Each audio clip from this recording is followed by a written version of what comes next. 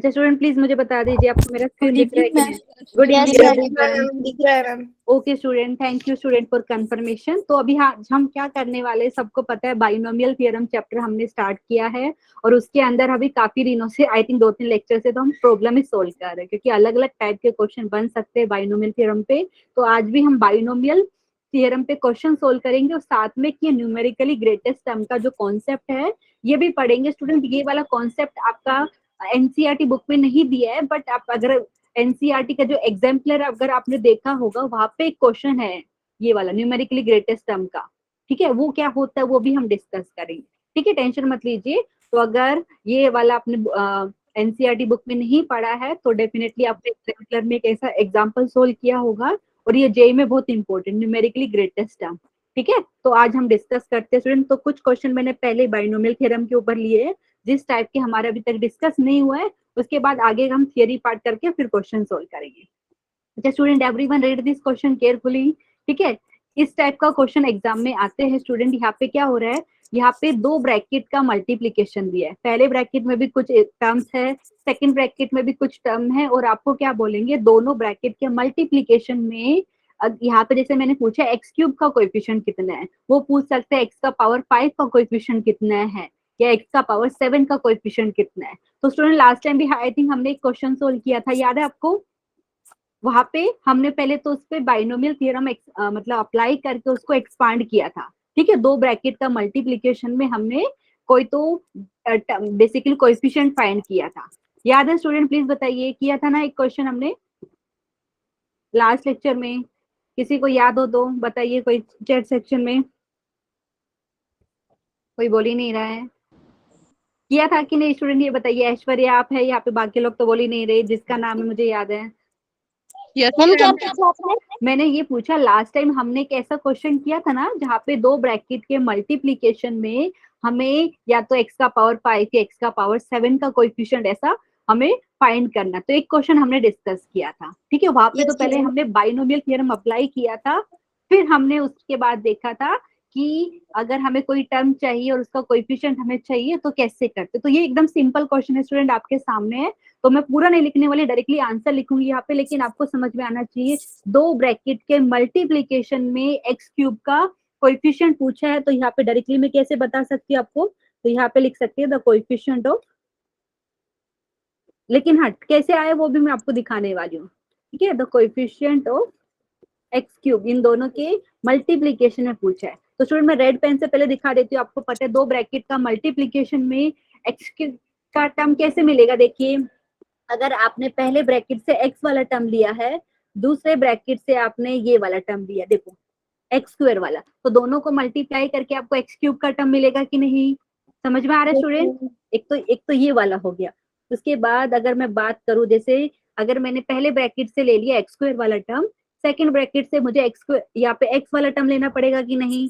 क्योंकि उनका एक सेकेंड, हाँ सही लिखा है स्टूडेंट यहाँ पे, वापिस से बता रही हूँ, क्योंकि हमें एक्स क्यूब का कोएफिशिएंट फाइंड करना है तो पहले हमें ये देखना पड़ेगा कि एक्स क्यूब कैसे मिलेगा। अगर पहले ब्रैकेट से आपने एक्स वाला टर्म लिया है तो दूसरे वाले ब्रैकेट से आपको एक्स स्क्वायर वाला टर्म लेंगे ताकि उनको मल्टीप्लाई करने पे एक्स क्यूब आपको मिले, ठीक है स्टूडेंट? ये वाली बात समझ में आई? अच्छा अभी हो सकता है आपने पहले ब्रैकेट से एक्स क्यूब का टर्म ले लिया है तो सेकंड ब्रैकेट में कांस्टेंट टर्म लेनी पड़ेगी, समझ में आ रहा है? तो मैं पूरा एक्सपांशन ना लिख के सिर्फ मैं कोएफिशिएंट पे फोकस कर रही हूँ। तो यहाँ पे एवरीवन प्लीज पे अटेंशन, यहाँ पे डायरेक्टली आंसर लिखना रहेगा आपको, लेकिन मैं कैसे बता रही हूँ आपको, अगर आपने पहले ब्रैकेट से x लिया है तो दूसरे ब्रैकेट से आपको एक्स स्क्वायर वाला टर्म लेना पड़ेगा, ठीक है। तो उनके कोएफिशिएंट पे फोकस करते हैं। तो यहाँ पे 1 है पहले ब्रैकेट में x का कोएफिशिएंट, दूसरे ब्रैकेट में एक्स स्क्वायर का कोएफिशिएंट कितना है स्टूडेंट? 4, ठीक है। तो 1 into 4, ठीक है, क्योंकि ये आपका क्या एक्स क्यूब का कोएफिशिएंट हो गया। उसके बाद क्या क्या टर्म है जिसमें एक्स क्यूब मिलेगा? अगर मैंने पहले ब्रैकेट से एक्स स्क्वायर वाला टर्म ले लिया, मतलब 2 टाइम्स एक्स स्क्वायर ये वाला हो गया, तो सेकंड ब्रैकेट से कौन सा लेंगे स्टूडेंट? 3x वाला टर्म लेंगे आप, समझ में आ रहा है? जहाँ पे एक्स प्रेजेंट है, क्योंकि उनका मल्टीप्लीकेशन करने पे आपको एक्स क्यूब मिलेगा, ठीक है। तो यहाँ पे देखो प्लस करके मैंने लिखा 2 into 3। किसी को डाउट है कैसे लिखा? क्योंकि 2 into x square into 3x तभी आपको एक्स क्यूब मिलने वाला है, ठीक है। और हम कोएफिशिएंट की बात कर रहे हैं इसलिए मैंने ऐसा लिखा। उसके बाद क्या होगा स्टूडेंट प्लीज देखिए, यहाँ पे अगर आपने फर्स्ट ब्रैकेट से एक्स क्यूब का टर्म लिया है तो यहाँ पे कोएफिशिएंट है 1, इधर से कांस्टेंट टर्म है मतलब 1, ठीक है। और कोई टर्म को मल्टीप्लाई करने पे आपको एक्स क्यूब मिलेगा कि नहीं, प्लीज चेक कर लीजिए। इनके अलावा अगर आपने कोई दूसरी टर्म ली और उसका मल्टीप्लाई करेंगे तो आपको एक्स क्यूब से बड़ी टर्म मिलेगी, ठीक है। सब लोग एग्री करेंगे? तो यहाँ पे डायरेक्टली अगर मैं बात करूँ, रिपीट करना एक बार। ओके ठीक है। देखो यहाँ पे स्टूडेंट आपको क्या मिल रहा है, 2 ब्रैकेट दिया है, उन दोनों के मल्टीप्लीकेशन में आपको एक्स क्यूब का कितना कोएफिशिएंट आएगा वो बताएगा है, ठीक है। तो हम पे क्या कर रही हूँ, यहाँ पे डायरेक्टली लिख रही हूँ, आपको चाहिए तो पूरा लिखना चाहो तो लिख सकते हो। तो पहली बात स्टूडेंट यहाँ पे देखिए, मैं पहले ब्रैकेट से अगर एक्स वाली टर्म ले लिए, ये वाली टर्म ले ली, ठीक है, तो दूसरे ब्रैकेट में मैं क्या टर्म लूँ ताकि उनको मल्टीप्लाई करने पे मुझे एक्स क्यूब मिले। अब ये वाली लेंगे ना 4 टाइम्स एक्स स्क्वायर, समझ में आया, क्योंकि उनका मल्टीप्लाई करके आपको एक्स क्यूब मिलेगा, ठीक है। समझ में आया स्टूडेंट? कोएफिशिएंट की बात करें तो मैंने क्या बोला, अगर मैंने यहाँ से x लिया है तो उसका कोएफिशिएंट 1 है, सेकंड ब्रैकेट से मैं लूंगी 4 टाइम्स एक्स स्क्वायर, तो यहाँ पे एक्स स्क्वायर का कोएफिशिएंट है 4, तो यहाँ पे 1 into 4, ठीक है, क्योंकि मुझे एक्स क्यूब के कोएफिशिएंट की बात करनी है। तो एक तो यहाँ से आपको एक्स क्यूब मिलेगा, फिर मैंने प्लस करके लिखा है, और क्या क्या मिलेगा देखिए, अगर आपने फर्स्ट ब्रैकेट से 2 टाइम्स एक्स स्क्वायर वाली टर्म ले ली है तो सेकंड ब्रैकेट से 3x वाली टर्म लेंगे, क्योंकि इनको मल्टीप्लाई करके आपको एक्स क्यूब का टर्म मिलेगा, ठीक है। तो यहाँ पे कोएफिशिएंट की बात की जाए स्टूडेंट 2 into 3, ठीक है। फिर मैंने प्लस किया, अगर आपने फर्स्ट ब्रैकेट से एक्स क्यूब का टर्म लिया तो सेकंड ब्रैकेट से कांस्टेंट टर्म लेंगे, तो यहाँ पे एक्स क्यूब का कोएफिशिएंट 1, कांस्टेंट टर्म मतलब 1, ठीक है। ऐसे ही करते ना स्टूडेंट, आप पूरा एक्सपांड करते, लेकिन मुझे पूरा एक्सपांड नहीं करना है, मुझे कोई पर्टिकुलर, जैसे यहाँ पे एक्स क्यूब पूछा है उसका कोएफिशिएंट फाइंड करने के लिए बोला है, तो डायरेक्टली लिख सकते हो, ठीक है। अगर स्टूडेंट यहाँ पे मैंने एक्स क्यूब की जगह सपोज एक्स का पावर 7 की बात करी होती, तो एक ही चीज होता है आपके पास, ध्यान दीजिए, क्योंकि वो एग्जाम में कैसा भी घुमा फिरा के पूछ सकते हैं। अगर यहाँ पे एक्स क्यूब की जगह एक्स का पावर 7 की पूछते तो सिर्फ एक ही टर्म का प्रोडक्ट आपको कितना मिलता है, एक्स का पावर 7, कौन सा देखिए, वो वाला मैं दिखा देती हूँ, ये वाला एंड ये वाला, समझ में आया। वो चीज आपको किसको किसको मल्टीप्लाई करके आपको एक्स जो रिक्वायरमेंट है वैसा मिलेगा, ठीक है स्टूडेंट, समझ में आया। यस तो मैम। मैंने यहाँ पे क्वेश्चन में ही पर्टिकुलरली एक्स क्यूब का कोएफिशिएंट पूछा था और हमने लिख दिया है यहाँ पे कोएफिशिएंट ये आएगा। जस्ट सिंप्लीफाई करके बताइए कितना आ रहा है सब लोग। गुड इवनिंग एवरीवन, यहाँ पे बता दीजिए कितना आया। 1 into 4 4 आ गया, 4 to the 6 एंड प्लस 1, तो आई थिंक सबका 11 आ रहा है, ठीक है। वेरी गुड, एक्सीलेंट, ठीक है स्टूडेंट। तो डायरेक्टली आप कर सकते हो ना, क्या ध्यान देना है कि पहले ब्रैकेट से कौन सा टर्म लिया है, दूसरे ब्रैकेट से क्या टर्म लूं, ताकि आपको यहाँ पे एक्स क्यूब की बात करें तो एक्स क्यूब मिले, ठीक है, समझ में आ रहा है। और उनके कोएफिशिएंट हम यहाँ पे लिख रहे हैं, समझ में आ रहा है स्टूडेंट, प्लीज बताइए। Yes ma'am. स्टूडेंट तो यहाँ पे क्या कर रहे हैं, 2 ब्रैकेट के मल्टीप्लीकेशन में यहाँ पे कोएफिशिएंट की बात कर रहे हैं, ठीक है। तो ये हमारे क्वेश्चन हो गया, उसके बाद एक और क्वेश्चन इतना ऐसे ही है, सिमिलर टाइप का स्टूडेंट, तो कोई यहाँ पे मुझे बता सकता है इसमें कैसे करेंगे। अभी बहुत सारे स्टूडेंट बोलेंगे मैम ये तो बाइनोमियल दिख ही नहीं रहा है, बाइनोमियल दिख नहीं रहा है लेकिन बाइनोमियल बना सकते हैं, ठीक है। एवरीवन रीड दिस क्वेश्चन, यहाँ पे क्या दिया है क्वेश्चन में आपको, find the coefficient of x raise to power 9, यहाँ पे कोएफिशिएंट आना चाहिए, कोएफिशिएंट की जगह, ओके, यहाँ पे coefficient, okay, so find the coefficient of x to the power 9 in 1 plus 3x plus 3 times x square plus x cube whole raised to power 15, ठीक है स्टूडेंट। तो अभी देख के तो पहले आपको लग रहा है कि मैम बाइनोमियल जैसा दिख नहीं रहा है, ठीक है, लेकिन ये बाइनोमियल बन सकता है, कैसे, क्योंकि वो आपको थोड़े एग्जाम में थोड़ा सा मतलब कंफ्यूज करने के लिए ऐसा चीज दे सकते हैं स्टूडेंट यहाँ पे। लेकिन एक चीज अगर आप ध्यान देंगे, जो ब्रैकेट में जो लिखा है, कोई मुझे बताएगा उसको मैं बाइनोमियल के फॉर्म पे लिख सकती हूँ क्या, मतलब कोई भी 2 टर्म का स्क्वायर क्यूब ऐसा कुछ लिख सकती हूँ क्या। एवरीवन देखिए यहाँ पे जो ब्रैकेट में 4 टर्म है, 4 टर्म है, मतलब कोई भी बाइनोमियल एक्सप्रेशन का पावर कितना लिया होगा, जब आपको 4 टर्म 3 लिया होगा, ठीक है। तो आप ध्यान दीजिए यहाँ पे कुछ नहीं, बेसिकली ये जो आपको ब्रैकेट के अंदर दिया है ये आपको 1 plus x उसका होल क्यूब है, ध्यान दीजिए, ऐसा कभी कभी कंफ्यूज करने के लिए आपको क्वेश्चन मिल जाता है, ठीक है, समझ में आया सबको, किसी को डाउट है तो प्लीज पूछिए। No ma'am. अच्छा, कभी कभी यहाँ पे जैसे 4 टर्म लिए, सपोज मैंने 2 टर्म दी होती, जैसे मैंने यहाँ पे लिखा होता 1 प्लस जैसे यहाँ पे 2x प्लस एक्स स्क्वायर ऐसा होता, तो भी आपको ऑब्जर्व करना पड़ता, बोलते बाइनोमियल के चैप्टर में पूछा क्वेश्चन है तो इसको पहले बाइनोमियल जैसा बनाने का ट्राई करते हैं, ठीक है, समझ में आया। Yes, ma'am. अच्छा, अभी Yes, हम ma'am. हमने बाइनोमियल थ्योरम पढ़ा इसलिए बाइनोमियल करके यूज कर रहे हैं स्टूडेंट। अभी यही चैप्टर में हम मल्टीनोमियल थ्योरम भी पढ़ेंगे। वहां पे जैसे हम अभी 2 टर्म का एक्सपांशन सीखा था, तो मल्टीनोमियल थ्योरम में कितने भी टर्म्स आपको दी रहे उसका एक्सपांशन कैसे करते हैं वो स्टेटमेंट भी हम सीखेंगे यही चैप्टर में, लेकिन अभी के लिए सिर्फ बाइनोमियल थ्योरम यूज करना है। ठीक है, तो ये हो गया हमारे पास 1 + x whole raise to power 3 और उसका होल रेज टू पावर 15। कोई मुझे बता सकता है कैसे लिख सकते हैं इसको? ये हो गया हमारे पास 1 + x whole raise to power कितना हो जाएगा student? 3 × 15 45।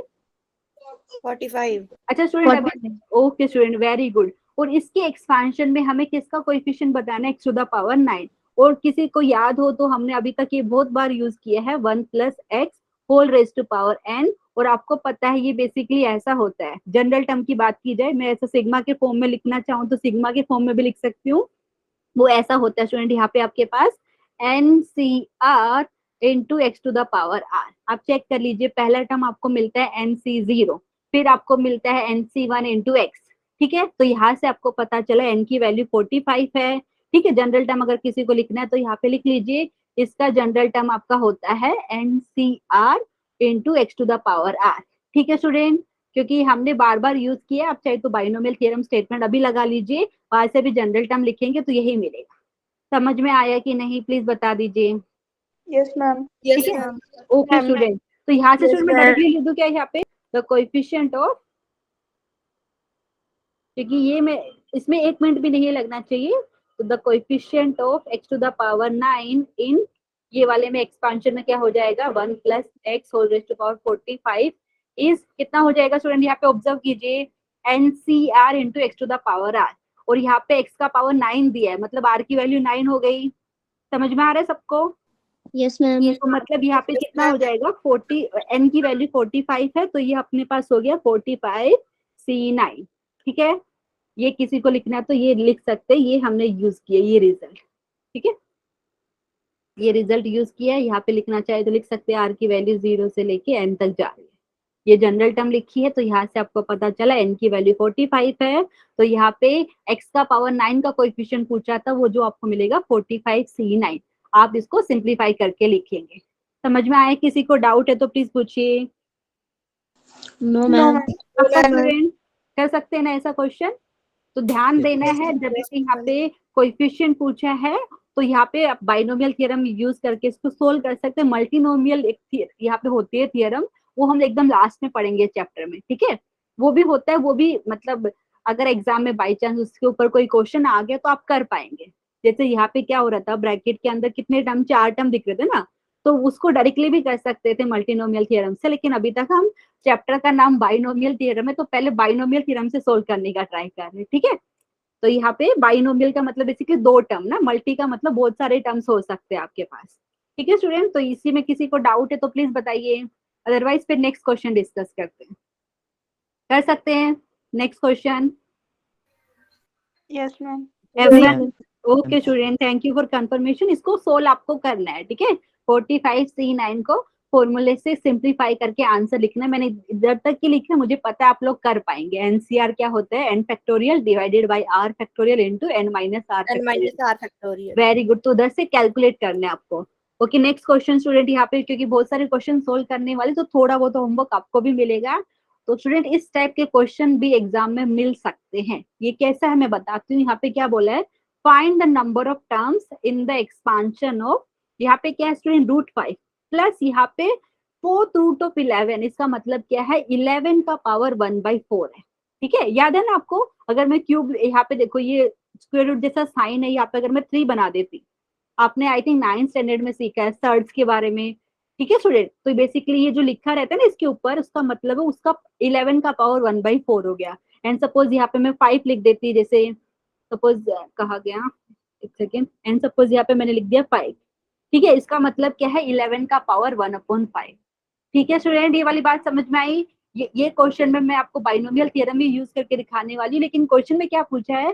Find the number of terms in the expansion of this, इसका √5 प्लस 4th रूट ऑफ 11, उसका होल रेज टू पावर 124 बोला है। और उसमें बता रहे कि वो टर्म्स बताना है जो इंटीजर मिले, क्योंकि आपको पता है बहुत सारे टर्म पता है जो इंटीजर नहीं मिलेगी। ठीक है, कैसे? क्योंकि √5 का टर्म मिलेगा वहां पे, या ये क्या है 11 का पावर 1/4 मिलेगा।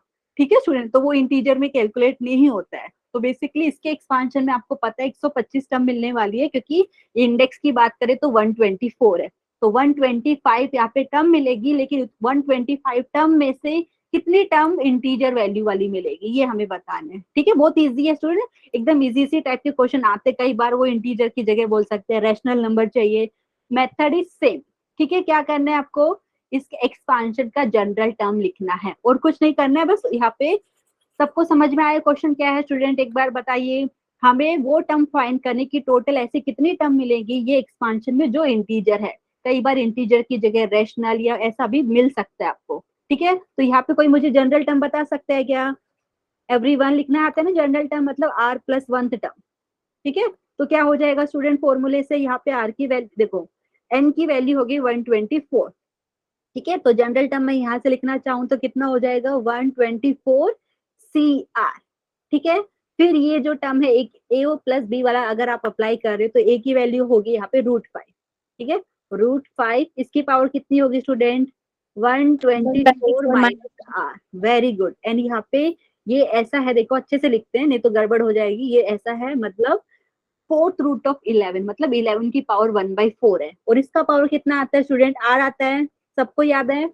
Yes, ma'am. हाँ, अच्छा अभी R वेरी गुड। अच्छा अभी थोड़ा सा सिंप्लीफाई कर लेते हैं स्टूडेंट, ये हो गया हमारे पास 124 CR, और ये जो √5 मतलब स्टूडेंट 5 का पावर हाफ हो गया। ठीक है, 5 का पावर हाफ है और उसका भी पावर 124 माइनस R है, तो मैं उसको ऐसा लिख दूं क्या 5 का पावर 124 माइनस R, ऐसा अपॉन ऐसा लिख सकते हैं कि नहीं? क्योंकि आपको पता है इंडाइसिस में ऐसा सीखा था ना, a का पावर m होता है, फिर पूरे ब्रैकेट का पावर n हो तो पावर पावर मल्टीप्लाई हो जाती है, a का पावर m इंटू n हो जाता है। ठीक है, तो ये वाला मैं अप्लाई किया, यहाँ पे क्या हो जाएगा स्टूडेंट, ये हो गया 11 का पावर 1/4, और उसका भी पावर यहाँ पे r दिया है, तो ऐसा R/4। Very good. ठीक है, अच्छा स्टूडेंट याद रखिए यहाँ पे मैंने इंटीजर्स बोला है, ये जनरल टर्म आपने लिख दिए, मतलब r प्लस 1th टर्म लिख दिए ये एक्सपांशन की, और आपको पता है ये एक्सपांशन में वैसे तो 125 टर्म आने वाली, 125 टर्म मिलेगी, लेकिन हमें वो टर्म चाहिए जिसमें आपको इंटीजर मिले। ठीक है, तो इंटीजर वैल्यू कब मिलेगी, या आप कभी कभी बोलते हैं रैशनल वाली चाहिए, ऐसा क्वेश्चन में पूछ सकते हैं। ठीक है, यहाँ पे मैं इंटीजर की बात कर रही हूँ, तो वो वाले केस में आपको क्या ध्यान देना है स्टूडेंट, ये जो पावर में ना, जैसे 5 के पावर में जो है एंड यहाँ पे 11 के पावर में जो है ना, वो बेसिकली आपका वो या तो पावर आपका 0 बन जाए, 1 बन जाए, 2 बन जाए, ऐसा हमें सोचना है। ठीक है, तो मतलब यहाँ पे जो आपका 11 का पावर r/4 है, तो हमें ऐसे r की वैल्यू चेक करनी है जिसके लिए पावर आपका होल नंबर बन जाए, जैसे आपको पता है ना 0 1 2 3 4 ऐसा पावर बनना चाहिए। ठीक है, तो इसके बाद हम क्या लिख सकते हैं स्टूडेंट, यहाँ पे मुझे बताइए, क्योंकि ये जो पावर है तो यहाँ पे डेफिनेटली एक आप बोलेंगे r/4 है, वो बेसिकली आपको क्या चाहिए, देखो r/4 मतलब ये जो है या तो 0 बन जाए या आपका 1 बन जाए, 2 बन जाए, ऐसा हमें सोचना है। तो बेसिकली अगर आप यहाँ से बात करेंगे तो आप ये कहना चाह रहे हो कि r ना मल्टीपल ऑफ 4 होना चाहिए। देखिए यहाँ पे मैं ये वाली टर्म की बात कर रही हूँ स्टूडेंट, जो एरो से मैं दिखा रही हूँ, तो यहाँ से अगर आप बात करेंगे तो आप बोलेंगे r is a multiple of 4। ठीक है, समझ में आया कि नहीं? क्योंकि आपको 11 का पावर r/4 है, तो r की वैल्यू 0 हो सकती है, 4 हो जाएगी, जैसे 8 हो जाएगी, 12 हो जाएगी, तो ये बेसिकली आपका 11 का पावर एक क्या हो जाएगा, होल नंबर हो जाएगा। अच्छा यहाँ पे स्टूडेंट ने हैंड रेज किया है, प्लीज बताइए कुछ डाउट है तो। एक सेकेंड मैं चेक कर लेती हूँ किसने पूछा है। हाँ प्लीज बोलिए। अच्छा जिसको डाउट है प्लीज बोलिए यहाँ पे। या अच्छा मेरी ये वाली चीज समझ में आई कि मैंने जनरल टर्म कैसे लिखी, r+1 टर्म डायरेक्टली जैसे हम करते हैं वैसा ही लिखा है। ठीक है, बाइनोमियल एक्सपांशन में जो जनरल टर्म लिखते हैं r+1 टर्म को जनरल टर्म बोल रहे वैसे हमने लिख दिया। इसके बाद आपको क्या फोकस करना है, ये जो 5 के पावर में जो है और 11 के पावर में जो है, बेसिकली वो आपको या तो 0 मिलना चाहिए, 1 मिलना चाहिए, 2 3 ऐसा मिलना चाहिए। ठीक है, तो यहाँ से एक चीज अगर आप ऑब्जर्व करेंगे तो यहाँ से लिखेंगे r शुड बी, ओके हम यहाँ पे ऑब्जर्व करके बता रहे हैं क्योंकि यहाँ पे तो बोला है कि वो टर्म फाइंड करनी है जो आपको इंटीजर वैल्यू देगी एक्सपांशन में, तो ऐसा लिखेंगे r should be A multiple of 4। Student ये वाली बात से एग्री करोगे कि नहीं? यहाँ पे देखिए, क्योंकि ये जो देखिए पावर में देखिए r/4 है, अगर r आपका मल्टीपल ऑफ 4 होगा, अगर r की वैल्यू 0 भी होगी तो 0/4 0 हो जाएगा। तो बेसिकली हमें 11 का इंडेक्स होल नंबर बनाना है, मतलब इंडेक्स आपका 0 बन सकता है, 1 बन सकता है, 2 बन सकता है, 3 बन सकता है। तो यहाँ से आप बोलेंगे r should be A multiple of 4। सब लोग एग्री करेंगे कि नहीं? प्लीज बताइए। Yes, ma'am. वैसे ही 5 की पावर के बारे में बोल रहे हैं, ठीक है। तो यहाँ पे स्टूडेंट ये वाला पार्ट में इरेज कर देती हूँ। वैसे ही 5 का पावर देखिए स्टूडेंट, 5 का जो पावर है वो हमें ग्रेटर इक्वल टू 0 चाहिए, ठीक है। मतलब ये जो आपका लिख सकते हैं, एक सेकेंड, मल्टीपल ऑफ 4 एंड यहाँ पे लिखेंगे 124 माइनस r/2। ये भी आपको क्या चाहिए? ग्रेटर इक्वल टू 0 चाहिए। उससे छोटा अगर ले लिया तो आपको इंटीजर वैल्यू नहीं मिलेगी, ठीक है। तो यहाँ पे मैं नेक्स्ट इधर लिख देती हूँ, यहाँ पे दिख नहीं रहा है, एक सेकेंड, यहाँ पे। तो 124 minus r divided by 2 should be greater equal to 0, ठीक है। अच्छा, इसका मतलब क्या हो गया स्टूडेंट? तो यहाँ से आप बोल रहे r should be A multiple of 4, और यहाँ से आप बोल रहे 124 minus r/2 greater equal to 0। अच्छा, ये इनइक्वालिटी हो गया स्टूडेंट दूसरा वाला। आप क्या कर सकते हो? 2 से मल्टीप्लाई कर सकते हो, पॉजिटिव नंबर से मल्टीप्लाई करेंगे तो इनइक्वालिटी के साइन में कुछ फर्क नहीं पड़ता है, ठीक है। तो यहाँ पे हमें ऐसा लिख सकते हैं 124 minus r greater equal to 0, क्योंकि हमने 2 से मल्टीप्लाई कर दिया है दोनों साइड को, ठीक है। सब लोग एग्री करेंगे? Yes, ma'am. एंड यहाँ से Yes, ma'am. ये लिख सकते हैं क्या? थैंक यू स्टूडेंट यहाँ पे कंफर्मेशन के लिए। तो यहाँ से मैं ऐसा लिख दूं क्या? देखिए, सेम चीज को ऐसा लिख सकते हैं क्या? क्योंकि ये जो माइनस r था, अगर मैंने दूसरी साइड में भेज दिया तो प्लस r हो जाएगा। इसका मतलब क्या है? ये वैसे तो हमें पता ही था कि देखो, जो हम पावर r लिखते थे ना, क्योंकि हम जनरल टर्म लिख रहे हैं कि r की वैल्यू बेसिकली 0 से लेके 124 तक ही आनी चाहिए, लेकिन हमने यहाँ पे लिख के बताया आपको। तो बेसिकली आप ऐसा लिख रहे हैं r is less than equal to 124, और हमने पहले ये भी लिखा है कि r मल्टीपल होना चाहिए, ठीक है। तो बेसिकली स्टूडेंट यहाँ से बात की जाए तो r की कौन कौन सी वैल्यू आ रही है, देख लीजिए। यहाँ पे मैं वापस से दिखा रही हूँ, यहाँ से आपको पता ही है क्योंकि हम जनरल टर्म लिख रहे हैं, यहाँ पे r+1 टर्म लिख रहे हैं। तो आपको पता है r की वैल्यू 0 से लेके कहाँ तक आएगी स्टूडेंट? यहाँ पे देखिए इंडेक्स कितने हैं ये वाले बाइनोमियल एक्सपांशन का, बेसिकली 124 है। तो आपको पता है r की वैल्यू आपकी 0 से लेके 124 तक ही आएगी, लेकिन ये नई चीज हमने लिखी है कि r should be A multiple of 4, ठीक है। समझ में आ रहा है स्टूडेंट? यहाँ से तो आपको पता चला कि r की वैल्यू लेस देन और इक्वल टू 124 आई, लेकिन मल्टीपल की बात करें तो स्टूडेंट यहाँ से अगर मैं लिखना चाहूँ तो r की वैल्यू 0 हो सकती है, 4, 8, 12, 16, comma dot dot dot, and last की बात करूँ तो लास्ट आपकी हो जाएगी 124। समझ में आया स्टूडेंट? कैसे आया? क्योंकि जो 11 का इंडेक्स था वो हमें क्या है, इंडेक्स या तो 0 बन सकता है या होल नंबर ही बनाना। बेसिकली होल नंबर में 0 तो आता ही है, सबको पता है, क्योंकि हमें वो वाली टर्म चाहिए जो टोटल हमें इंटीजर वैल्यू दे, ठीक है। अगर हमने यहाँ पे नहीं बोला होता कि इंटीजर वैल्यू का, तो हमें आपको पता था कि ये एक्सपांशन में 125 टर्म होती, ठीक है। लेकिन 125 टर्म में से कितनी टर्म्स आपको इंटीजर वैल्यू दे रही है वो हमें बात करनी है। तो स्टूडेंट यहाँ से आपको पता चला कि r की वैल्यू 0, 4, 8, 12, 16 अप टू 124 आई। तो यहाँ पे अगर आप काउंट करें तो ऐसी कितनी वैल्यू होगी r की? चेक कर लीजिए स्टूडेंट, किसी को डाउट के कैसे आई? देखो 124 को अगर आप 4 से डिवाइड करेंगे स्टूडेंट, ये हो जाएगा 4 3 12, यहाँ पे 0, ओके। तो मतलब 31 टर्म तो ये हो गई, 4 से लेके फिर 8 आया, फिर 4 आया, पहले 8, फिर 12, 16 अप टू 124, ये 31 टर्म हो गई, और साथ में आपने 0 भी ऐड किया उसमें, ठीक है। तो टोटल ऐसी 32 टर्म्स आपको मिलेगी।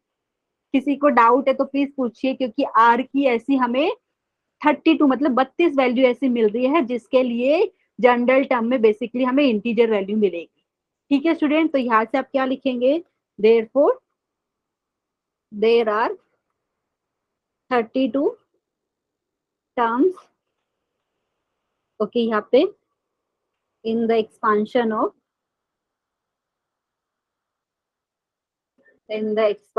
ऑफ हमारे पास क्या था? √5 plus 4th root of 11 whole raise to power 124 which are integers. किसी को डाउट है तो प्लीज पूछिए। सेम चीज हमने किया है जो हम करते हैं, यहाँ पे जनरल टर्म लिखिए, सिर्फ हमें ये ध्यान रखना है क्योंकि यहाँ पे वो इंटीजर वैल्यू की बात कर रहे हैं, तो बेसिकली जो इंडेक्स है आपको यहाँ पे मिल रहा है 5 रेज टू समथिंग और 11 रेज टू समथिंग, वो या तो 0 बन जाए या उससे बड़ा, ठीक है। तो यहाँ से वही चीज आपको नोटिस करनी है। स्टूडेंट समझ में आया कि नहीं, एक बार बता दीजिए। Yes, ma'am. ये मल्टीपल ऑफ Yes, 4 ma'am. कैसे है?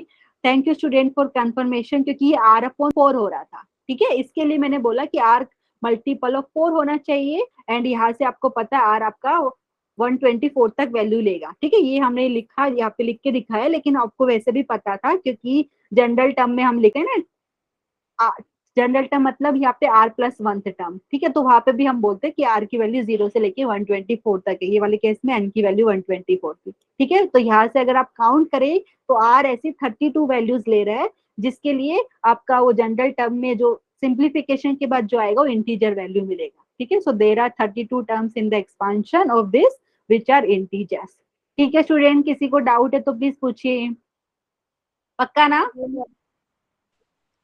Yes, ma'am. ओके स्टूडेंट, तो अभी नेक्स्ट क्वेश्चन हम डिस्कस करते हैं। ये क्वेश्चन मैंने स्पेशली लिया है, एग्जाम में कभी कभी इंटीजर की जगह रैशनल नंबर हो ऐसा भी बोल सकते हैं, ठीक है।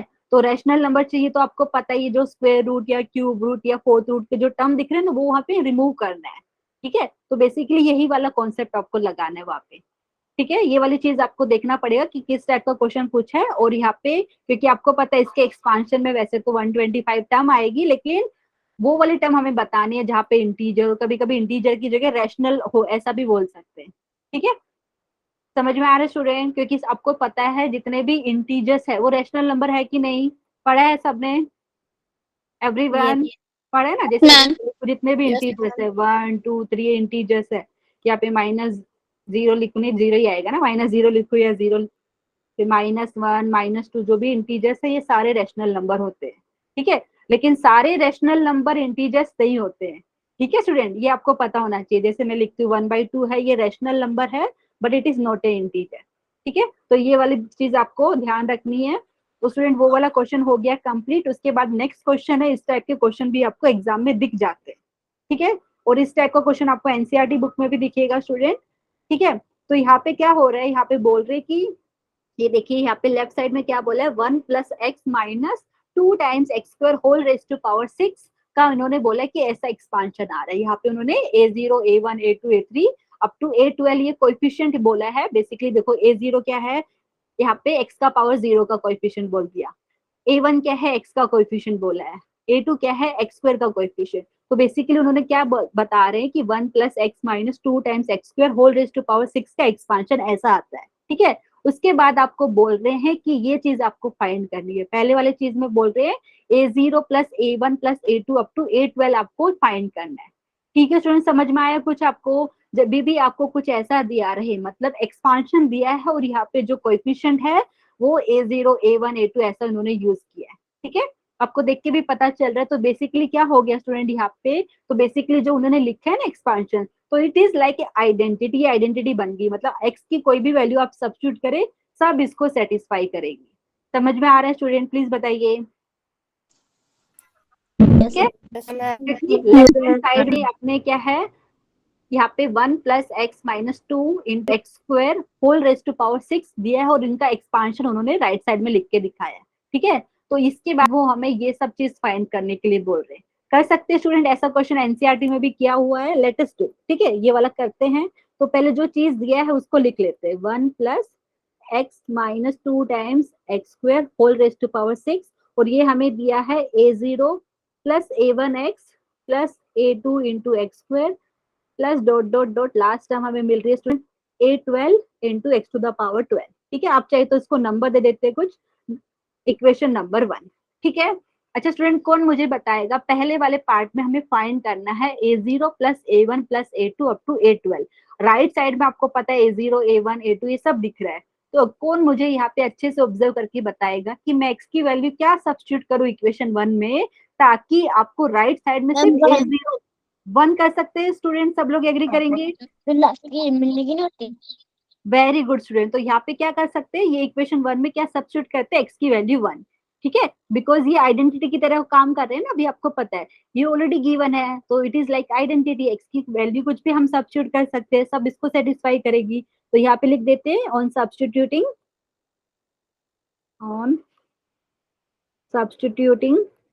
x is equal to 1 in equation 1 we get. Okay एक सेकेंड, यहाँ पे अच्छे से नहीं आया है।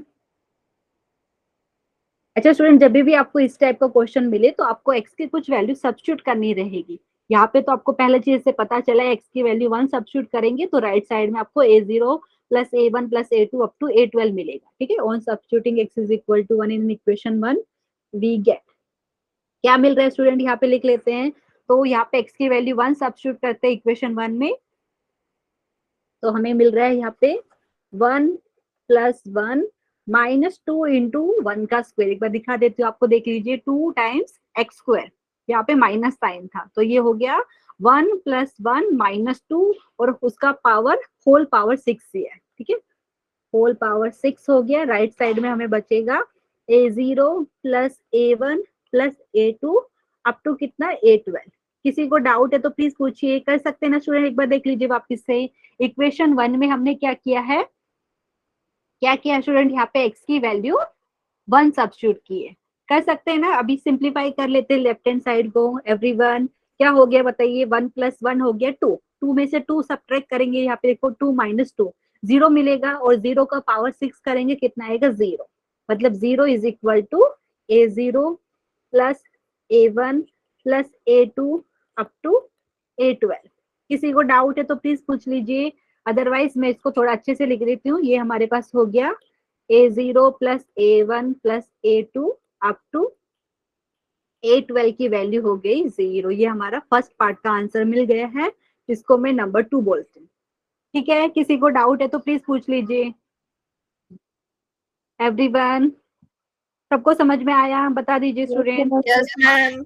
अच्छा okay student, thank you for confirmation. अच्छा अभी क्या हो रहा है, जो दूसरा वाला पार्ट है स्टूडेंट, वहां पे हमें क्या बोला है, a0 plus a2 plus a4 up to a12 का एडिशन फाइंड करना है। तो वो कहने क्या चाह रहे, जहाँ पे देखो a1 a3 a5 ये वाली टर्म नहीं आनी चाहिए। तो एक काम कर सकते, देखो हमें पहला वाला पार्ट तो इजिली मिल गया था, अभी ये जो दूसरे वाले पार्ट में जो वैल्यू चाहिए जिसकी हमें, वो डायरेक्टली तो नहीं मिलेगा। तो एक काम कर सकते हैं कि जो ये ओरिजिनल जो इक्वेशन नंबर 1 हमने जिसको बोला है, यहाँ पे एक बार x की वैल्यू -1 लेते हैं। क्यों, आप बोलेंगे मैम क्यों ले रहे हैं, क्योंकि हमने देखो यहाँ पे जो इक्वेशन 2 लिखी है ऐसा लिखी है a0 plus a1 plus a2 up to a12 is equal to 0। और जो ये सेकेंड पार्ट में हमें फाइंड करने के लिए बोल रहे हैं स्टूडेंट, वहां पे a1 a3 a5 a7 ये वाली टर्म नहीं है। ठीक है, तो एक काम कर सकते हैं हम, यहाँ पे जो ओरिजिनल इक्वेशन 1 है वहां पे x की वैल्यू -1 सब्स्टिट्यूट करते, फिर क्या हो जाएगा वहां पे ये हो जाएगा, जहाँ पे a1 रहेगा a3 रहेगा a5 a7 वहां पे माइनस साइन आपको दिखेगा। ठीक है, तो यहाँ पे मैं ऑब्जर्व करना पड़ेगा आपको, तो वहां पे माइनस आ जाएगा अगर आपने x की वैल्यू -1 सब्स्टिट्यूट करी स्टूडेंट। फिर जो अभी मिलेगी इक्वेशन, उसको अगर आप ऐड करेंगे इक्वेशन 2 के साथ, तो आपको a1 वाली टर्म a3 वाली टर्म a5 वाली टर्म कैंसिल हो जाएगी। ठीक है, ये चीज ऑब्जर्व करके हमें पता चल रहा है। ठीक है, कर लेते हैं स्टूडेंट। यहाँ पे किसी को डाउट है तो पूछ सकते हैं। यहाँ पे मैं क्या करती हूँ, ऑन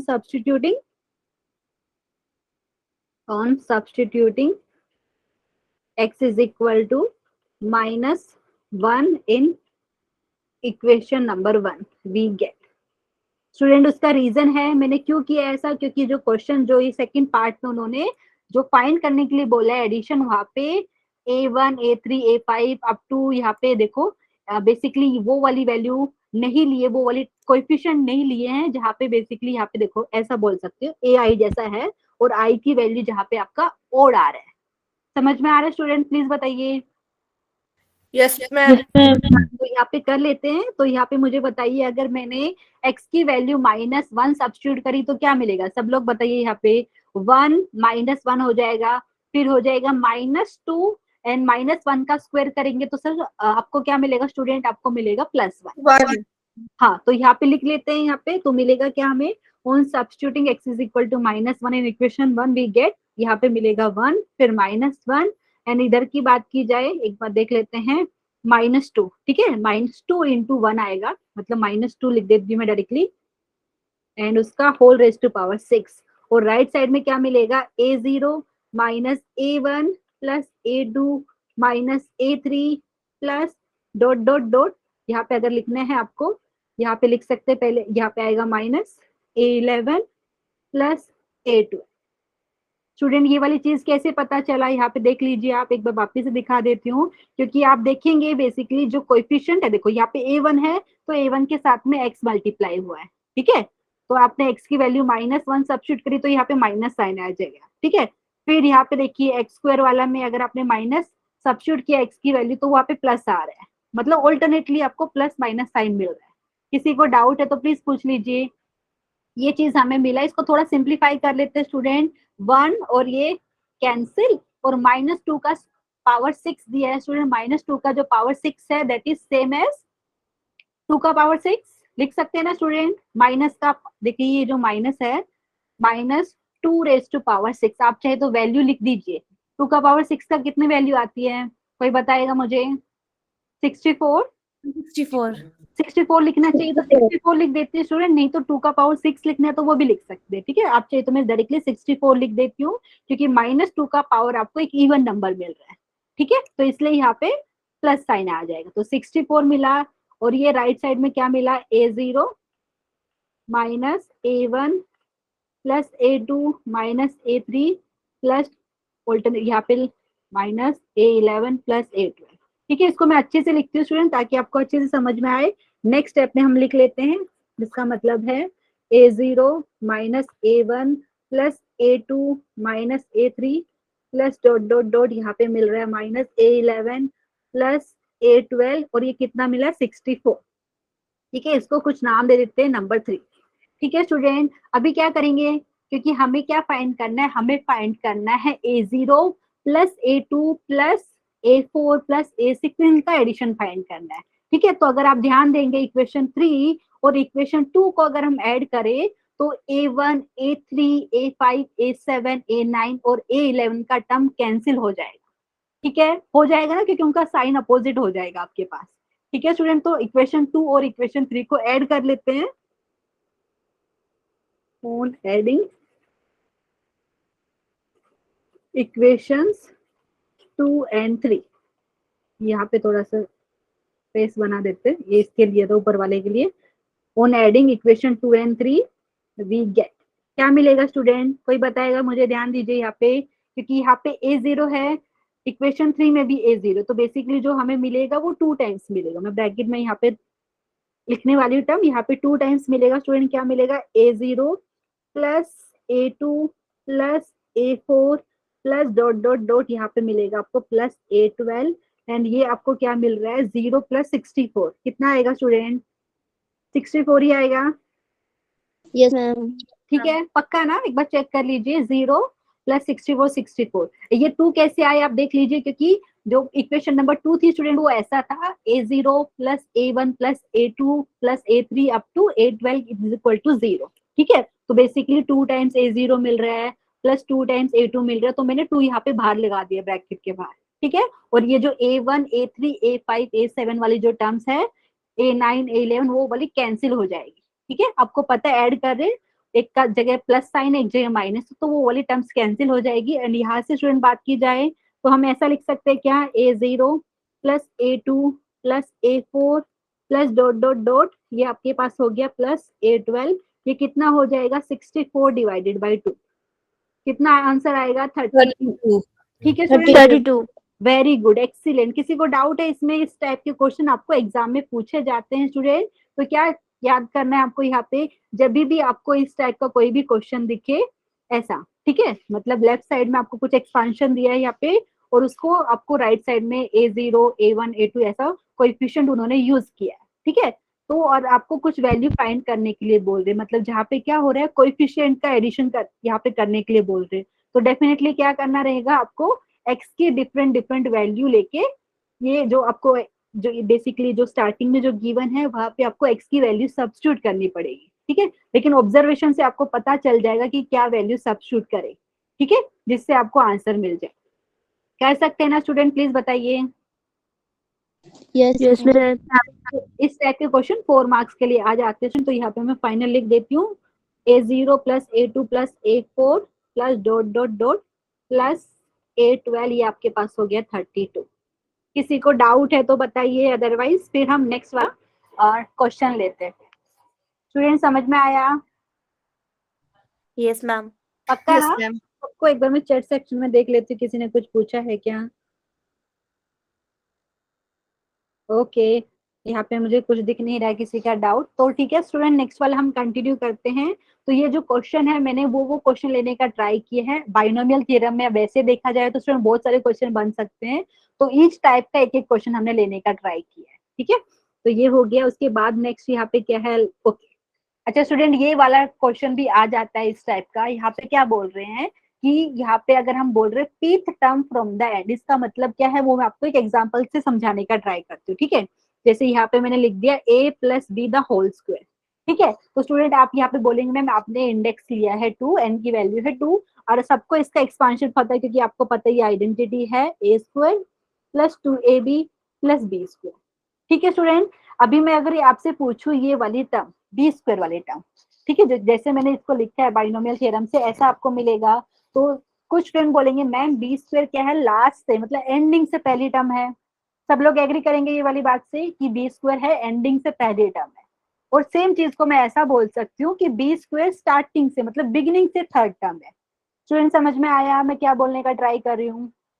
क्योंकि यहाँ Yes, पे तो ma'am. इंडेक्स 2 था, यहाँ पे तो इंडेक्स 2 था, इसलिए आपने ऑब्जर्व कर लिया कि एंडिंग से फर्स्ट टर्म ये थी, स्टार्टिंग से थर्ड टर्म भी यही थी, ठीक है। लेकिन जब आपके पास n दिया रहेगा, यहाँ पे पर्टिकुलरली मैंने n की वैल्यू 2 ली है, लेकिन इन जनरल अगर आपको बोले कि आपको पीथ टर्म फाइंड करनी है एंडिंग से फ्रॉम द एंड, और इसके एक्सपांशन में a plus b whole raise to power n के एक्सपांशन में एंडिंग से पीथ टर्म कौन सी है, तो बेसिकली ये जनरल यहाँ पे लिखा है that is n minus P plus twoth term from the beginning. जैसे यहाँ पे सब्स्टिट्यूट करके देख लीजिए, यहाँ पे एंडिंग से पहली टर्म बी स्क्वायर है, ठीक है। तो यहाँ पे p की वैल्यू ऑफ 1 रखिए स्टूडेंट, तो n की वैल्यू 2 है, सो 2 माइनस 1, एक सेकेंड, तो 2 माइनस 1 प्लस 2, मतलब बेसिकली थर्ड टर्म आपको मिल रही है स्टार्टिंग से बी स्क्वायर, और एंडिंग से ये कौन सी टर्म है? पहली टर्म है, ठीक है।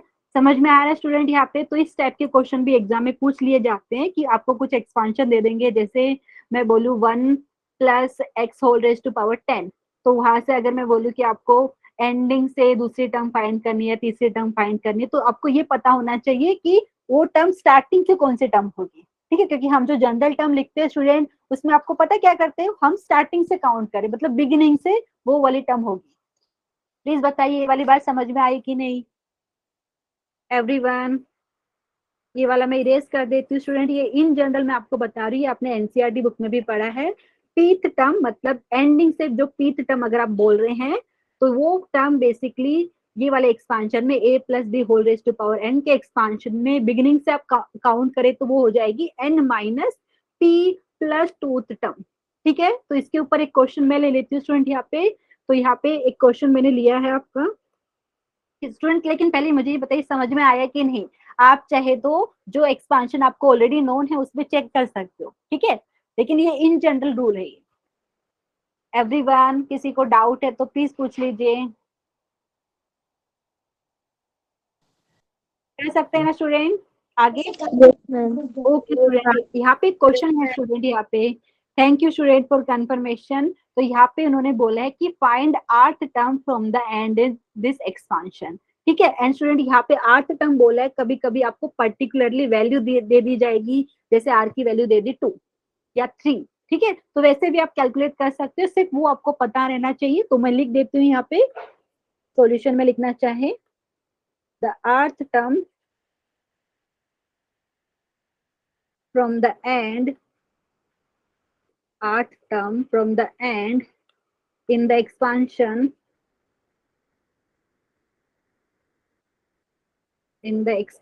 of x plus a whole raised to power n is same as, अच्छा स्टूडेंट यहाँ पे क्या हो रहा है, p की वैल्यू r है, ठीक है। तो यहाँ पे हमारे पास अभी हमने पढ़ा था n माइनस p की जगह r है यहाँ पे, plus twoth term is same as term from beginning, from starting या बिगिनिंग आप लिख सकते हो। ये वाली चीज आपको अगर नहीं समझ में आए तो प्लीज पूछिए, क्योंकि हम जो जनरल टर्म लिखते हैं स्टूडेंट, जैसे हम बोलते हैं आर प्लस वन टर्म, वो बिगिनिंग से कैलकुलेट करते हैं हम, ठीक है।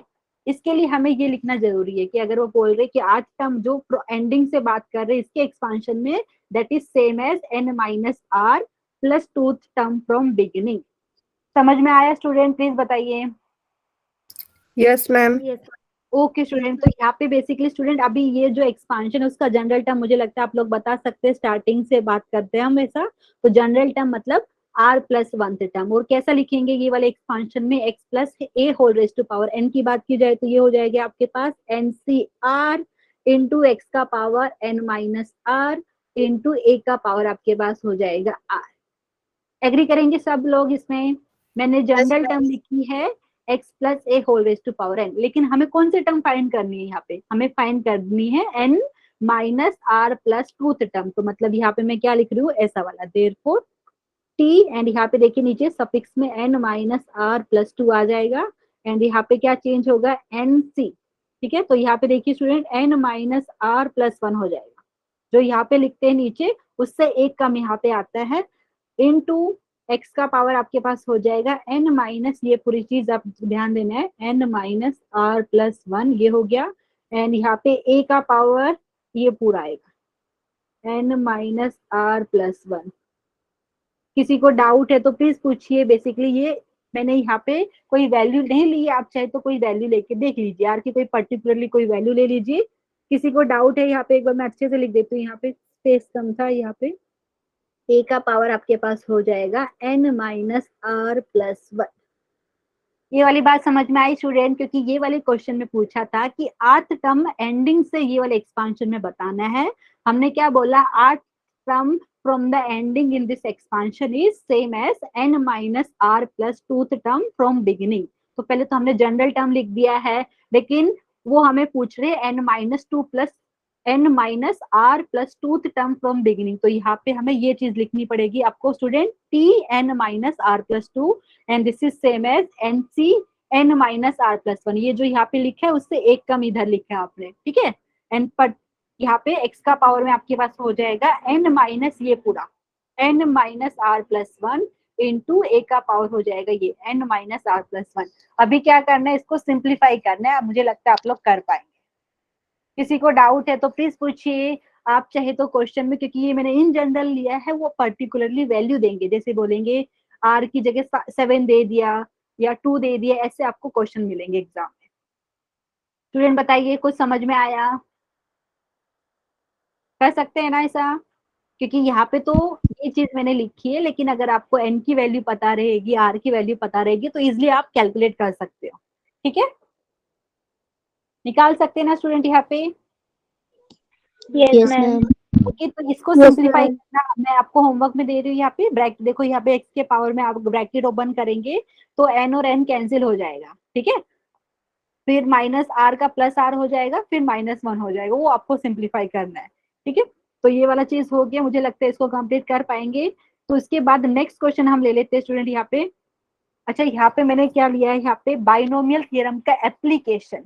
अच्छा, एप्लीकेशन का मतलब कि कहाँ अप्लाई करेंगे बेसिकली। अब वैसे तो सारे क्वेश्चन में बाइनोमियल थ्योरम यूज कर रहे हैं हम, लेकिन स्टूडेंट आपको एग्जाम में क्या हो सकता है, जैसे आपको कुछ एक्सप्रेशन दे देंगे, क्योंकि यहाँ पे तो मैंने नंबर ही लिया बेसिकली। जैसे अगर हमने दिया 36n प्लस ओके, यहाँ पे okay 36 into n square plus 2n plus something, कुछ ऐसा दिया फॉर एग्जाम्पल, ठीक है। एंड आपको बोलेंगे कि ये वाला चीज कोई नंबर से डिवाइड होता है, ऑप्शन में आपको दे देंगे, जैसे 10 दे दिया, 15 दे दिया, 17। तो पहले तो यहाँ पे मैं प्रूव दैट करके आपको दिखा रही हूँ बेसिकली कैसे करते हैं, ठीक है। मतलब जैसे मैं यहाँ पे तो पर्टिकुलरली एन की वैल्यू नहीं ली है, यहाँ पे ऐसा दिया है 9 raise to power 7 plus 7 raise to power 9, ठीक है। और आपको यहाँ पे मैंने प्रूव दैट करके दिखा रही हूँ, लेकिन एग्जाम में जो क्वेश्चन आएंगे वो कैसा आएगा, आपको कुछ एक्सप्रेशन दिया रहेगा, वो नंबर कौन से नंबर से डिवाइड होता है, या वो एक्सप्रेशन कौन से नंबर से डिवाइड होता है, इस टाइप के क्वेश्चन पूछे जा सकते हैं, ठीक है। लेकिन कैसे बाइनोमियल थ्योरम अप्लाई करेंगे वो ये क्वेश्चन से आपको समझ में आएगा, ठीक है स्टूडेंट। समझ में आए? मैंने एक ही पर्टिकुलर क्वेश्चन लिया है, आपको एग्जाम में कुछ अलग एक्सप्रेशन भी दे सकते हैं, लेकिन बाइनोमियल थ्योरम कैसे अप्लाई करना है वो अभी हमें एक क्वेश्चन से पता चल जाएगा। तो यहाँ पे स्टूडेंट हमें प्रूफ क्या करना है कि 64 इसको डिवाइड करता है, ठीक है। जब भी अगर आपको, क्योंकि ये प्रूव दैट वाला जेई मेंस में नहीं आएगा, बट कौन सा नंबर इसको डिवाइड करता है, ये वाला डेफिनेटली आपको एग्जाम में मिलेगा। ठीक है, तो ये ऐसा प्रूफ वाला आपको आपके स्कूल एग्जाम में मिल सकता है। लेकिन कैसे चेक करेंगे स्टूडेंट, आपको जब आपको कुछ प्रूफ करना रहता है, जैसे यहाँ पे 64 इसको डिवाइड करते हैं, ठीक है, तो आप क्या चेक करेंगे बताइए, मुझे बताइए। 64 आपको पता है 8 का स्क्वायर होता है कि नहीं, एवरीवन बताइए। यहाँ पे वो 64 की, okay student, thank you student for confirmation. वो यहाँ पे 64 की जगह आपको क्या दे सकते थे, 8 दे सकते थे, इसकी जगह आपको 16 दे सकते थे। वो कुछ भी यहाँ पे आपको नंबर दे देते और आपको क्या बोलते कि आपको प्रूफ करना है कि ये वाला जो एक्सप्रेशन है वो बेसिकली ये जो नंबर है इसको डिवाइड कर रहे हैं। ठीक है, मतलब रिमाइंडर आपका 0 आएगा। ठीक है, ऐसा वो बोलना चाह रहे हैं। तो लेकिन उसके लिए हमें बाइनोमियल थ्योरम कैसे अप्लाई करें, क्योंकि यहाँ पे मैंने पर्टिकुलरली 64 लिया है, चाहे तो हम 8 भी लिख सकते हैं क्वेश्चन में, कोई प्रॉब्लम नहीं है। ठीक है, तो क्या करना है, अगर यहाँ पे 64 दिया है तो आपको एक आइडिया रहेगा कि 64 8 का स्क्वायर होता है, तो यहाँ से जो चीज लिखी है ना, आप बेसिकली यहाँ पे बाइनोमियल थ्योरम अप्लाई करने का सोचेंगे। जैसे आप बोलेंगे मैम 9 को हम 8+1 लिख सकते हैं, 7 को हम 8-1 लिख सकते हैं, तो ये आपको सोचना पड़ेगा। ठीक है, मतलब जिस नंबर से डिवाइड करना है तो पहले तो वो देखिए वो नंबर कोई नंबर का स्क्वायर तो नहीं है, क्यूब तो नहीं है। ठीक है, कभी अगर 8 दिया होता तो इजीली हो जाता आपके पास। समझ में आ रहा है स्टूडेंट, अगर मैंने 64 की जगह 8 दे दिया होता तो आप डायरेक्टली पता चलता कि मैम हाँ यहाँ पे हम ये जो 9 और 7 को 8 का टर्म में लिख लेंगे। ठीक है, लेकिन अगर मैंने 64 भी दिया तो भी आपको समझ में आ जाना चाहिए कि इसको 64 बेसिकली 8 स्क्वायर करने पे भी हमें 64 ही मिलता है। ठीक है, तो स्टूडेंट इसको मैं प्रूव करके दिखा देती हूँ। एग्जाम में इस टाइप के क्वेश्चन पूछ लेते हैं, वहां पे प्रूव दैट की जगह जेई मेंस की बात करें तो वहां पे आपको ये एक्सप्रेशन दे देंगे और पूछेंगे, ऑप्शन में दे देंगे कि कौन सा नंबर इसको डिवाइड करता है। ठीक है, तो आप वो बाइनोमियल थ्योरम से चेक कर सकते हैं। तो यहाँ पे स्टूडेंट इसका प्रूफ हम कर लेते हैं। तो ये वाला जो पार्ट है हमारे पास 9⁻7 प्लस 7⁻9। स्टूडेंट यहाँ से ऐसा लिख सकते हैं क्या, प्लीज देखिए यहाँ पे मैं 9 को 8+1 या 1+8, ठीक है, यहाँ पे मैं अगर इसको 8+1 लिख रही हूँ एंड यहाँ पे होल रेज टू पावर 7, तो 7 को कैसा लिख सकते हैं बताइए मुझे, 8-1 होल रेज टू पावर 9 लिख सकते हैं कि नहीं? Yes, ma'am. अच्छा स्टूडेंट अभी बताइए बाइनोमियल थ्योरम अप्लाई करेंगे आप लोग। बाइनोमियल से एक तो क्या करेंगे, पूरे टर्म लिख के दिखा देती हूँ मैं आपको। यहाँ पे पहले वाले ब्रैकेट में इसका लिखती हूँ expansion, 8+1 whole raise to power 7 का एक्सपांशन कैसा होगा, 7C0, 8 का पावर कितना हो जाएगा स्टूडेंट, 7। हाँ, अच्छा आपको चाहिए तो वो 1+x वाला जो कॉन्सेप्ट है ना वो भी आप लिख सकते हो, ये वाला था ना, आपकी मर्जी है। अगर आपने इसको 8+1 की जगह 1+8, क्योंकि मैंने बताया था ये वाला एक्सपांशन ऐसा होता है, NC0 plus NC1x plus dot dot dot NCN x to the power n। आप चाहे तो ऐसे डायरेक्टली लिख सकते, कोई प्रॉब्लम नहीं है। ठीक है, अदरवाइज बाइनोमियल जो ओरिजिनल जो स्टेटमेंट है वो वाला यूज कीजिए, सेम ही आंसर आता है उससे भी। अच्छा स्टूडेंट यहाँ पे मुझे नेक्स्ट टर्म बताइए, ये पहली टर्म मैंने लिख दी, दूसरी टर्म आप लिखेंगे यहाँ पे, एक सेकेंड। अच्छा स्टूडेंट 8+1 इज सेम एज 1+8। ठीक है, आप चाहे तो वो जो डायरेक्टली हमने सीखा है अभी जो मैंने लिख के दिखाया था वैसे भी कर सकते हो, नहीं तो नॉर्मल जो एक्सपांशन आपको आता है बाइनोमियल थ्योरम का वही करना है यहाँ पे। ठीक है, 7C0 into 8 to the power 7। उसके बाद अगर आपने लिखा है 7C1, 8 का पावर कितना हो जाएगा, 6। ठीक है स्टूडेंट, जो लिख रही हूँ सही है कि नहीं एक बार चेक कर लीजिए। Yes, ma'am. यहाँ पे मैं last, okay student, thank you student. यहाँ पे फिर मैं ना यहाँ पे 2 टर्म और लिख देती हूँ लास्ट की। ठीक है, लास्ट की 2 टर्म, एक मिलेगी आपको 7C6 और यहाँ पे मुझे मिल जाएगा 8 का पावर कितना मिलेगा, 1 मिलेगा। ठीक है, हाँ, एंड उसके बाद की बात की जाए स्टूडेंट, आपको मिलेगा +7C7। यहाँ पे ब्रैकेट में लगा देती हूँ ताकि आपको समझ में आए। ठीक है, फिर 8 का पावर 0 हो जाता है बेसिकली। ठीक है, 7C7 इंटू 8 का पावर 0, ये वाली चीज समझ में आई। उसके बाद में प्लस करके ये वाला चीज आपको दिखा देती हूँ। स्टूडेंट ये बताइए क्या होगा इसका एक्सपांशन एवरीवन, 8 या 9, क्या लिखूं मैं, 0. एक सेकेंड, मिस्टेक है मेरा यहाँ पे, क्योंकि इंडेक्स यहाँ पे 9 है, तो ये कितना आएगा, 9C0. 8 का पावर 9। 9. ओके, उसके बाद नेक्स्ट टर्म की बात की जाए स्टूडेंट, यहाँ पे क्योंकि माइनस है तो यहाँ पे आपको पता माइनस साइन मिलेगा। ठीक है, तो ये आपको मिलेगा माइनस C1 C1 8 का पावर 8, ठीक है। 8 माइनस साइन कैसे आया स्टूडेंट, क्योंकि आप प्लस करके फिर 8 का पावर 8 करेंगे इंटू -1 का पावर 1 करेंगे, ठीक है, इसलिए माइनस आया, ठीक है। तो फिर ऑल्टरनेटली आपको ऐसा मिल रहा है, यहाँ पे प्लस आएगा फिर माइनस आएगा, ठीक है। तो अभी मुझे ये बताइए, अगर मैं इसकी दो लास्ट की दो टर्म लिखूं तो क्या क्या मिलेगी, यहाँ पे 9C8 हो जाएगा, यहाँ पे एवरीवन 8 का पावर कितना हो जाएगा 1, एंड यहाँ पे -1 का पावर 8 करेंगे तो पॉजिटिव आंसर, तो ये वाली टर्म पॉजिटिव, ठीक है। किसी को डाउट है कैसे आया, क्योंकि ये जो आर होता है ना बेसिकली, वो आपको पता है बी का पावर भी आर होता है, तो यहाँ पे बी की जगह आप बोल रहे हैं -1 है, तो -1 का पावर 8 करेंगे तो आपको +1 मिलता है, इसलिए प्लस साइन।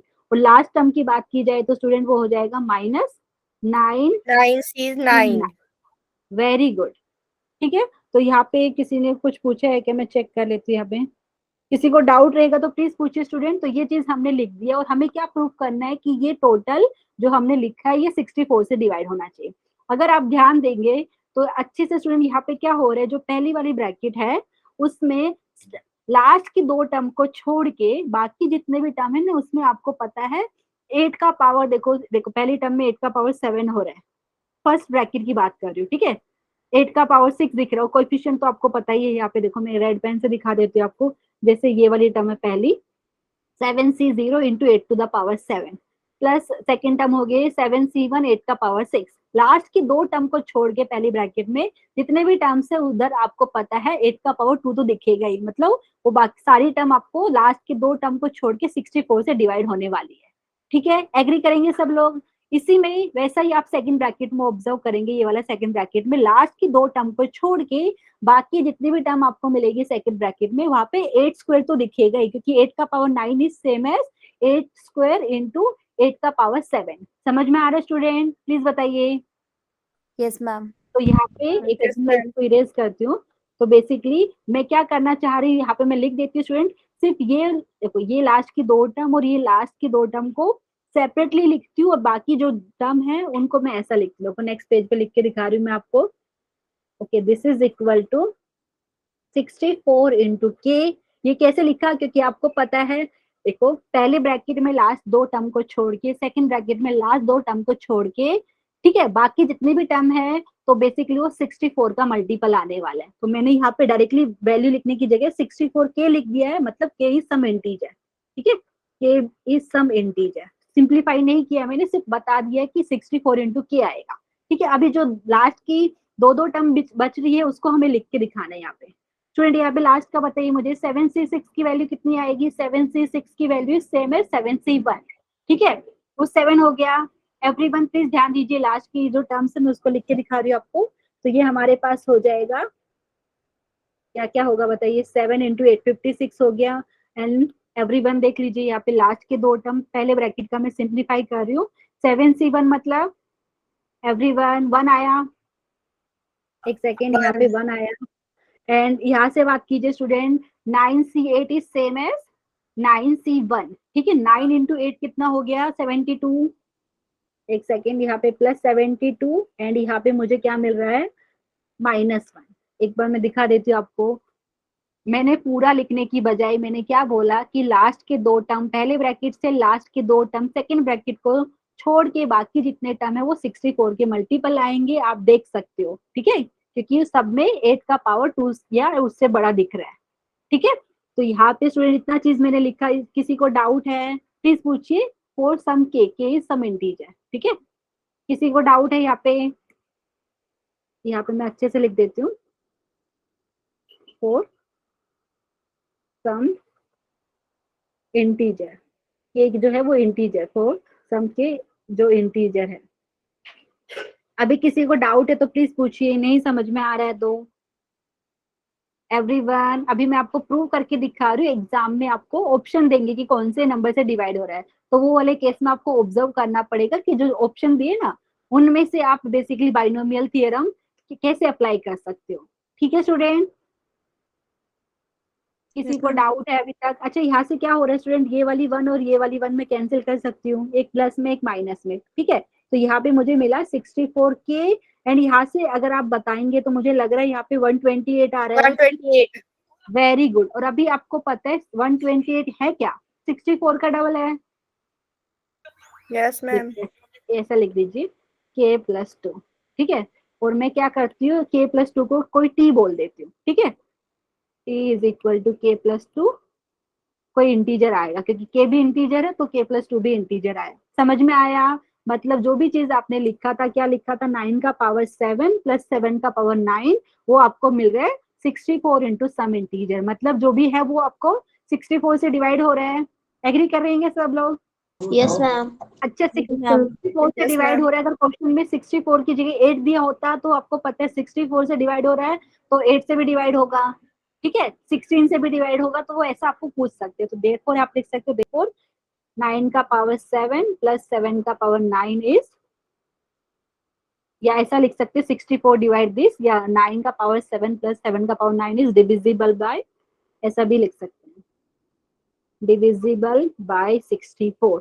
ये वाली चीज समझ में आई कि नहीं, प्लीज बताइए, क्योंकि यहाँ पे मैंने आपको जो एक्सप्रेशन लिए वहां पे कहीं पे एन वगैरह नहीं दिख रहा, लेकिन कहीं पे एन वगैरह भी होगा तो भी आप कर सकते हो, ठीक है।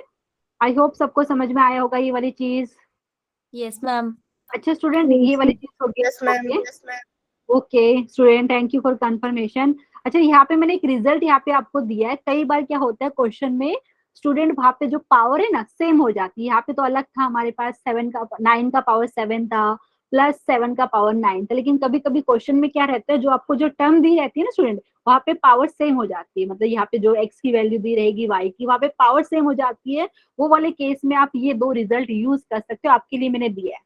देखो यहाँ पे x का पावर n माइनस वाई का पावर n है, वो हमेशा इसके इक्वल होता है, x माइनस वाई। और ये ब्रैकेट में कैसे टर्म आया स्टूडेंट, क्योंकि आपने अभी बाइनोमियल सीखा था, तो यहाँ पे जैसे आपको बहुत सारे स्टूडेंट को याद होगा X square minus Y square का फॉर्मूला, जो आइडेंटिटी हम बोलते हैं, या आप बोल सकते हैं A square minus B square. याद है वहाँ पे A minus B into A plus B आता था। उसके बाद आपने A cube minus B cube को लिखा था, वहाँ पे भी ए माइनस बी आता था एक फैक्टर, ठीक है। तो इन जनरल की बात करूँ, ये रिजल्ट कभी कभी यूज हो सकता है, उसके लिए मैं आपको यहाँ पे लिख के दे रही हूँ स्टूडेंट, यहाँ पे x raise to power n minus Y to the power n is same as x minus Y. और ये सेकंड ब्रैकेट में क्या आता है वो दिखाती हूँ।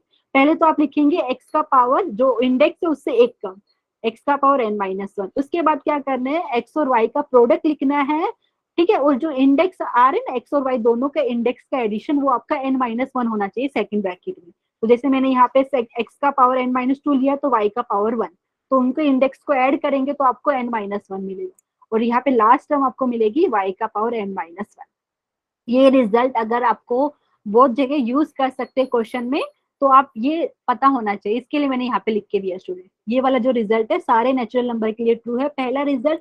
और दूसरा वाला कब एप्लीकेबल होगा, दूसरा वाला तभी एप्लीकेबल होगा जब n आपके पास और नेचुरल नंबर है। क्यों? क्योंकि मैंने यहाँ पे क्या किया है, x का पावर n प्लस y का पावर n है, मैंने यहाँ पे माइनस और फिर यहाँ पे माइनस y का पावर n लगाया है, ठीक है। अगर इवन हो गया तो आपको पता है क्या हो जाएगा, इवन हो जाएगा तो माइनस वाई का पावर इवन करते हैं तो आपको प्लस मिल जाएगा, लेकिन यहाँ पे फिर बाहर आपने माइनस लगाया है, ठीक है स्टूडेंट। तो ये तब एप्लीकेबल होगा जब n एक और नेचुरल नंबर होगा तब, ठीक है।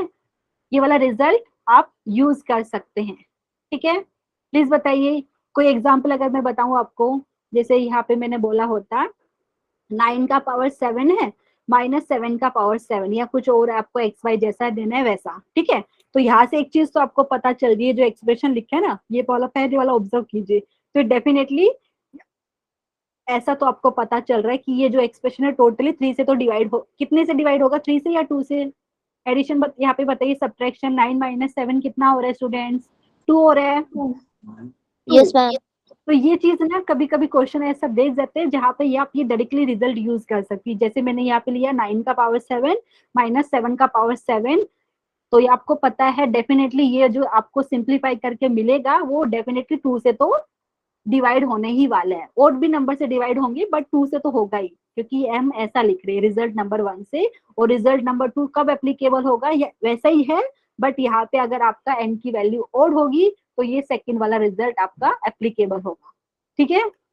समझ में आ रहा है स्टूडेंट, ये आपके लिए मैंने यहाँ पे रिजल्ट लिख के दिया है, तो जब भी जरूरत पड़े तो ये वाला अप्लाई कर सकते हो। किसी को डाउट है तो प्लीज पूछ लीजिए, अदरवाइज आज के लिए एक और लास्ट क्वेश्चन सोल्व करने वाली हूँ जहाँ पे आपको रिमाइंडर फाइंड करने के लिए बोल रहे हैं, ठीक है। स्टूडेंट बाइनोमियल थ्योरम से रिमाइंडर कैसे फाइंड करते हैं वो मैं आपको एक क्वेश्चन ले रही हूँ यहाँ पे ताकि आपको समझ में आए। किसी को डाउट है इसमें तो प्लीज बोल दीजिए। जस्ट हम एक और क्वेश्चन डिस्कस करेंगे, फिर आज के लिए हम इतना ही करेंगे। बताइए स्टूडेंट, समझ में आ रहा है? Yes, ma'am.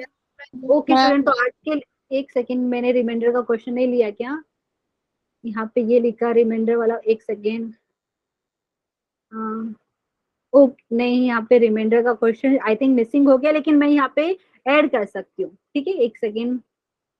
ओके स्टूडेंट, रहने दीजिए क्योंकि ऑलरेडी 7:39 हो गया। क्वेश्चन लिखेंगे तो थोड़ा और टाइम चला जाएगा, लेकिन नो प्रॉब्लम। तो नेक्स्ट लेक्चर में हम एक रिमाइंडर का क्वेश्चन सोल्व करेंगे। मतलब वहाँ पे क्या करेंगे, आपको कुछ एक्सप्रेशन दे देंगे और आपको बोलेंगे कि अगर आप इसको कोई नंबर से डिवाइड करो, लेटर से आप 10 से डिवाइड कर रहे हो या 20 से डिवाइड करो तो रिमाइंडर कितना आएगा, वो भी हम बाइनोमियल थ्योरम से सीखेंगे। ठीक है, तो स्टूडेंट आज के लिए इतना करते हैं। तो क्योंकि ऑलरेडी फिर आपका नेक्स्ट लेक्चर भी है 8 बजे। ठीक है, और उसके बाद हम न्यूमेरिकली ग्रेटेस्ट टर्म का जो कॉन्सेप्ट है वो कल ही कंटिन्यू करते हैं। ठीक है, किसी को डाउट है तो अभी तक प्लीज पूछ लीजिए, अदरवाइज आज के लिए सिर्फ इतना। ठीक है, किसी को डाउट है प्लीज बता दीजिए। No, ma'am. No, okay ma'am. Student, यहाँ